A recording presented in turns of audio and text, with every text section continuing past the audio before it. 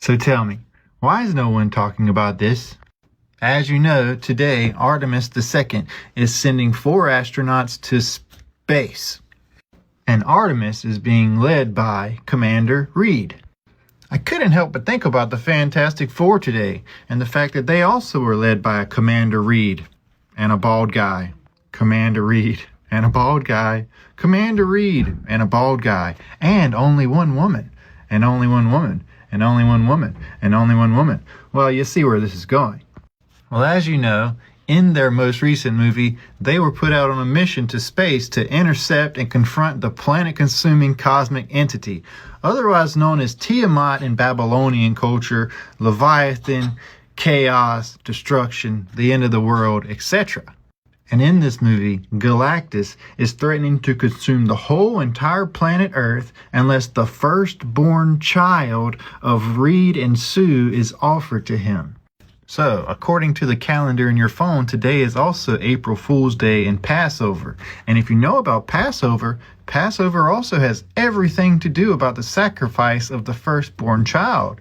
Which, if you don't know, in Egypt during the time of Moses, they have the angel of death pass over in the last plague of Egypt, in which if you didn't have the covering of the blood of the lamb above your doors, the angel of death would come into your home and smite and kill and take your firstborn child. But I want to show you something else. You know, everybody's looking for a big tsunami to hit the coastlines in New York and all this stuff. If you're part of the truther community, you know this. But we're also looking for these big beasts and titans and giants to be coming out of the ocean as well. Watch this and pay attention.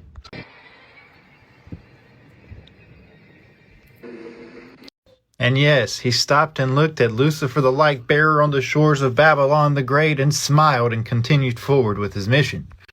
And let's also not forget what we talked about the other day, the fact that Artemis is the twin sister of Apollo, and also Artemis is known as being the bringer of sudden death, like the angel of death passing over Egypt and Babylon, etc., with a rocket that's 322 foot tall and tied directly into the skull and crossbones, which also is the destruction, the destroyer. Now let's look at the fours. In the Bible, you have the 4 quarters of the earth, the 4 corners of the earth, the 4 winds of the earth, the 4 titans bound on the great river Euphrates of the earth, that's set loose by Apollo, the one with the key over the bottomless pit that sets them loose. And also you have the 4 angels of the heavens and the chariots coming down with the 4 horsemen of the apocalypse. And let's not forget, all of this moon mission, space mission stuff is all centered on Apollo missions, being led by Apollo himself. Because let's not forget, who's the one pushing all of this in the first place. And remember, he was the one that set the goal to land the first woman and the next man on the moon. And he's the same one trying to set up a kingdom and expansion permanently on the moon. But hey, maybe this is just another one of the long list of coincidences.